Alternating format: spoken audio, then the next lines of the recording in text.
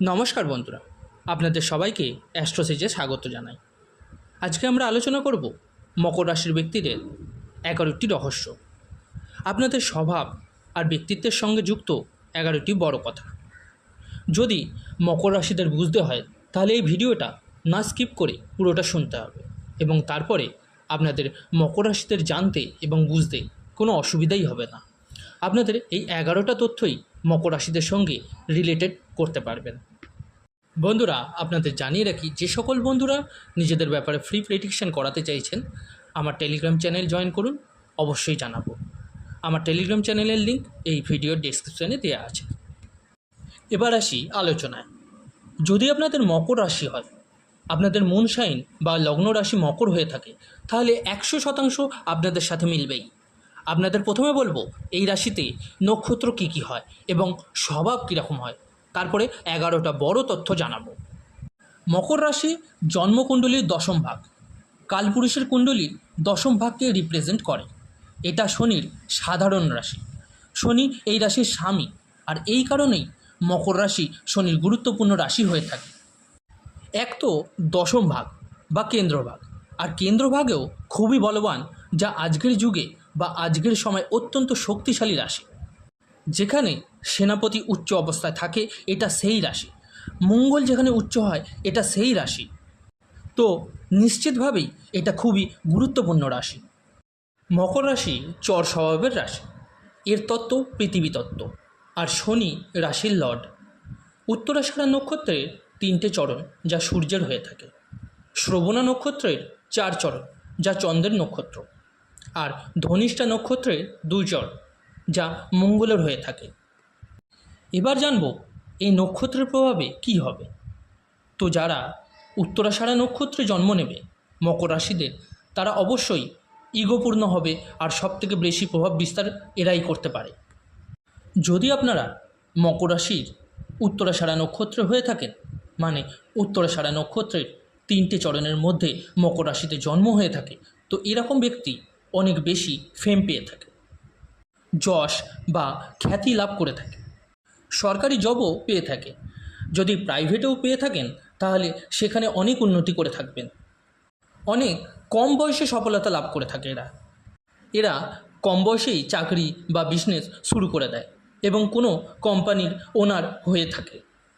দ্বিতীয়, শ্রবণা নক্ষত্র, যার 4টে চরণ হয়। শ্রবণা নক্ষত্রেই জন্ম নেওয়া ব্যক্তিরা অন্যের কথায় অনেক বেশি ইনফ্লুয়েন্স হয়, খুব সহজেই অন্যের কথায় প্রভাবিত হয়ে যায়। কিন্তু এই নয় যে অন্যের কথায় ভুলভাবে প্রভাবিত হয়। যদি এই নক্ষত্রে কেউ জন্ম নেয় আর সে কোনো ব্যক্তির পাল্লায় পড়ে গেছে, তো অবশ্যই সেই ব্যক্তির প্রভাব শ্রবণা নক্ষত্রের ব্যক্তিটির ওপর পড়বে। এর ফলে মকর রাশি নিজে বদলে যাবে বা অন্য লোকটিকে বদলে দেবে। শ্রবণা নক্ষত্ররা সবসময় চেষ্টা করে সামনের মানুষটি যেন তাদের কথা মতো চলে, কিন্তু পরে কী হয়, পরবর্তী সময় তাকে চেঞ্জ করতে গিয়ে নিজে অন্য মানুষটির মতন হয়ে যায়। এদের যে কোনোভাবেই শান্তি চাই, লড়াই ঝগড়া অপছন্দ। কিন্তু যদি মাথার ওপর কেউ উঠে যায় তাহলে কাউকে ছাড় দেয় না এরা। ধনিষ্ঠা নক্ষত্রের 2টি চরণ হয়। ধনিষ্ঠা নক্ষত্রে যারা জন্ম নেয় তারা খুবই দায়িত্ববান হয়, অন্যের ওপর নিজের কর্তৃত্ব ফলাতে পারে এরা। এদের একটা প্রবলেমও আছে, এদের পেটে কোনো কথা থাকে। যেমন কোনো বন্ধু যদি বলে যে এই কথাটা অন্য কাউকে বলবি না, কিন্তু সে ওই কথাটা অন্যকে বলে দেবে, এবং এর থেকেই এদের গুপ্ত শত্রু হতে শুরু হয়। গুপ্ত শত্রুতার শিকার হয় এরা প্রচুর। এদের নিজের লোকেরাই এদের ওপর জ্বলে। বিশাল বড় কোনো কারণে এদের শত্রু হয় না, কিন্তু এরা লোকের পেছনে বদনাম করে বা নিন্দা করে, যা এরা পরে হয়তো তার সামনে অ্যাকসেপ্টও করে নেয়, কিন্তু এর ফলে শত্রু বাড়িয়ে ফেলে। আর পৃথিবী তত্ত্বের মানুষেরা চর রাশির এরা, তাই যতই বড় লোক হয়ে যাক না কেন, নিজের অতীতকে ভোলে না এরা, পুরনো জিনিসকে ভোলে না। মাটি আঁকড়ে থাকা মানুষ হয় এরা, নিজেদের পাস্টকে ভোলে না, কিন্তু অনেক সময়ই নিজেদের শত্রুদেরও মাফ করে দেয়। কিন্তু এই স্থিতি সবসময় নাও প্রযোজ্য হতে পারে। এবার আসি 11টা বড় গুরুত্বপূর্ণ পয়েন্টে, আপনারা যার জন্য অনেকক্ষণ ওয়েট করছেন। এর মধ্যে সবথেকে বড় প্রথম পয়েন্ট হচ্ছে, মকর রাশির মানুষেরা নিজেদের থেকে বড় মানুষের সাথে বন্ধুত্ব রাখতে পছন্দ করে, বা এটা বলা যায় এদের বন্ধু যারা হয় তারা বয়সে এদের থেকে বড় হয়ে থাকে, কারণ এদের ম্যাচিউর লোক, বুদ্ধিমান লোক পছন্দ হয়। তো এদের বড় বয়সের লোকই পছন্দ হয়ে থাকে। অন্যভাবে যদি বলি, তাহলে যদি এরা রিলেশনশিপে আসতে চায়, তো এরা নিজেদের থেকে বড় বয়সের পার্টনার পছন্দ করে, কারণ ওই পার্টনার সব কিছু ভালোভাবে বুঝতে পারে, সব কিছু হ্যান্ডেল করতে পারবে। এরা সেক্সুয়ালি অ্যাট্রাক্টও হয় অন্যের প্রতি অনেক বেশি, যা এদের জীবনে অনেক ভাইটাল রোল প্লে করে। দ্বিতীয় পয়েন্ট, এরা খুব বেশি ইমোশনাল হয় না। ইমোশন এদের মধ্যে অনেকটাই কম হয়। এরা নিজের ফিলিংস নিজের মধ্যেই রাখতে পছন্দ করে, খুব বেশি প্রকাশ করে না। যদি ইমোশনাল হয়ও তো একা লুকিয়ে কেঁদে নেবে। থার্ড পয়েন্ট, নিজের দুঃখ বা নিজের মনের মধ্যে যা অশান্তি চলছে তা এরা কারোর সাথে শেয়ার করে না। দুঃখ দেখানো এদের পছন্দ নয়, কারণ এদের মতে যা হচ্ছে তা হয়তো কিছু ভালোর জন্যও হতে পারে। যা হচ্ছে তাতে কী আর করার আছে, অন্যকে শোনাবো তো তারা মজাই নেবে। তো এই কারণে এরা অত্যন্ত বুঝদার হয়। ম্যাচুরিটি এদের মধ্যে অনেক বেশি হয়।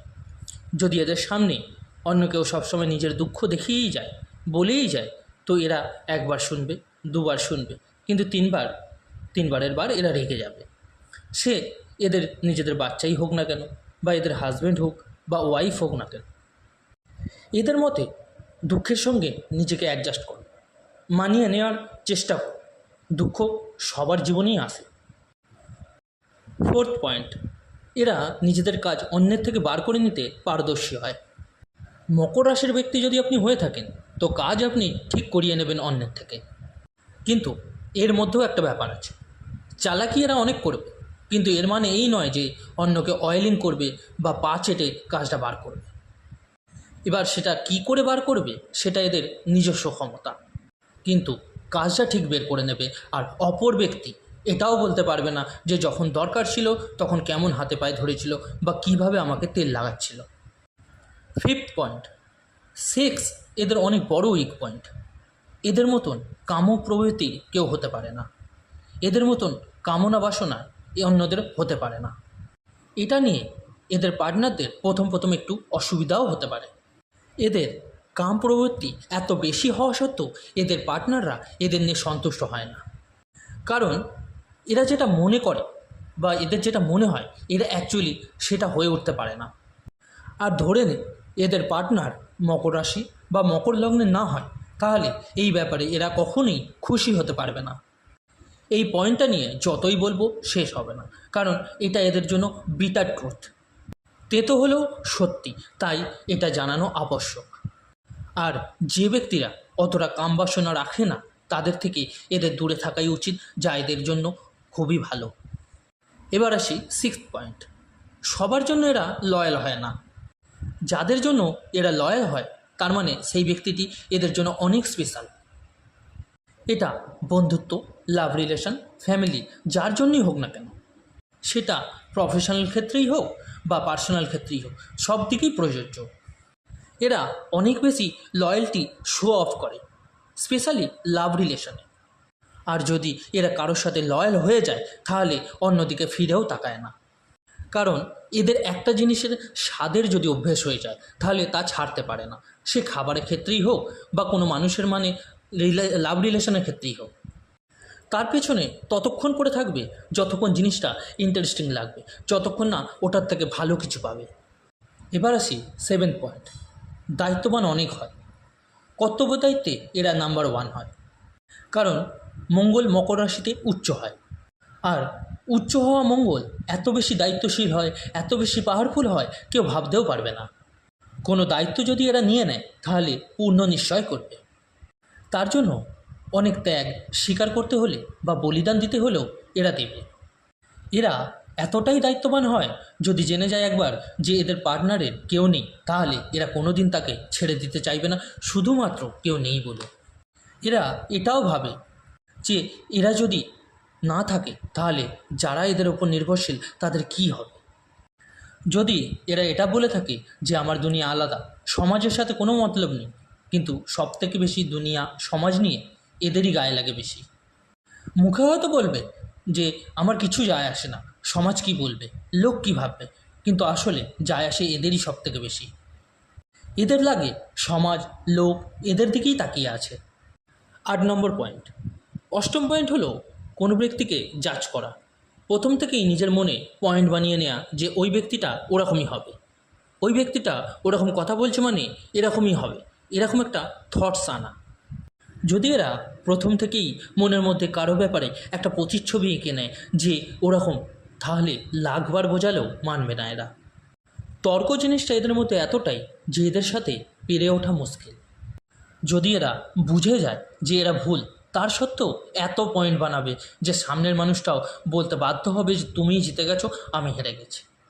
এদের ইগো এত বেশি যে কোনো মতে হার মানবে না এরা। হেরে যাওয়া এদের অপছন্দ। 9th point. 9th পয়েন্টটা এমন, এর সাথে সবথেকে বেশি রিলেট করবে মকর রাশি, মকর লগ্নের লোকেরা। টাকা পয়সা লুকোতে এরা পারদর্শী হয়। এদের এটা একটা অভ্যেস হয় বলতে গেলে। যদি এরা সিঙ্গেল হয় তাহলে এরা এমনভাবে টাকা লুকিয়ে রাখবে দেখে লাগবে যে এরা নিজেরাও জানে না। এদের ওপিনিয়নে ওই টাকাগুলো কোনো অসময় বা বড় প্রবলেমে কাজে লাগবে। যখন এরা বিয়ে করে নেয় তখনও এরা নিজের বউ, বর বা বাচ্চার থেকেও টাকা লুকিয়ে রাখে, এমনকি বাবা মার থেকেও লুকাবে। যদি এদের কাছে 10,000 টাকা থাকে তাহলে বউকে বা বরকে বলবে 5,000 টাকা আছে, মা বাবাকে হয়তো বলবে 7,000 টাকা আছে। তো এরকমই এই ব্যক্তিরা হয়ে থাকে। নিজের কাছে অ্যাকচুয়ালি কত টাকা পয়সা আছে তা কারো কাছে ওপেনলি বলা পছন্দ করেন না। আর যদি লাইফ পার্টনার এরকম পেয়ে যায় যে অ্যাকাউন্ট খুলে চেক করবে, তাহলে ক্যাশ তুলে আলাদা রেখে দেবে লুকিয়ে। আর এরা খুবই পছন্দ করে এরকম লোকেদের যারা ব্যাঙ্ক অ্যাকাউন্ট চেক করবে না, ফোন চেক করবে না, আর যে সন্দেহই করবে না। এবার আসি 10th পয়েন্ট। ধরে নিতে পারেন এরা ওয়ার্ল্ডের সবথেকে বড় অ্যাক্টার। যদি এরা ফিল্ম ইন্ডাস্ট্রিতে যায় তো এদের ন্যাচারাল অ্যাক্টিং আপনারা দেখতে পারবেন। এটা এদের জন্ম প্রদত্ত গুণ। যদি আপনার সামনে মকর রাশির কোনো ব্যক্তি যদি কিছু বলে, ধরে নিতে পারেন এটা তার অ্যাক্টিংয়ের অংশ, আর আপনি সেটা বুঝতেই পারবেন না। এবার আসি লাস্ট পয়েন্ট, 11th পয়েন্ট। ব্যাকআপেরও ব্যাকআপ থাকে এদের কাছে। যা কিছুই হয়ে যায় এদের কাছে তার সমাধান থাকবে। মানে এটা কার্যকরী হচ্ছে না তো ওটা হবে, ওটা হবে না তো আরেকটা কিছু হবে, এরকম ব্যাকআপ থাকে। এর জন্য কেরিয়ার নিয়ে এদের প্রবলেমে পড়তে হয় না, কারণ এদের একের পর এক দ্বিতীয় অপশান মনে বানিয়ে রেখে দেয় এরা। এমনকি এরা এরকম ব্যাকআপও ভেবে রেখে দেয় যে যদি কাল মৃত্যু হয়ে যায় তো আজ কি এমন করে রেখে যাব যাতে আমার ফ্যামিলি সম্পর্কিত লোকেদের দুঃখ কষ্ট পেতে হবে না বা তাদের কোনো কিছু সমস্যায় পড়তে হবে না। তো এরকম লোক হয় মকর রাশির ব্যক্তি। মকর রাশির ব্যক্তিদের 11টা রহস্য এরকম টাইপেরই হয়ে থাকে। বন্ধুরা, যদি আপনাদের সাথে কিছু মিল পেয়ে থাকেন তো অবশ্যই লাইক, কমেন্ট, শেয়ার করতে ভুলবেন না। এবং যে সকল বন্ধুরা নতুন শুনছেন তাদের বলবো অবশ্যই চ্যানেলটিকে সাবস্ক্রাইব করে রাখবেন। আগামীতে আরও ভালো ভালো তথ্য তুলে ধরবো আপনাদের সামনে। ধন্যবাদ।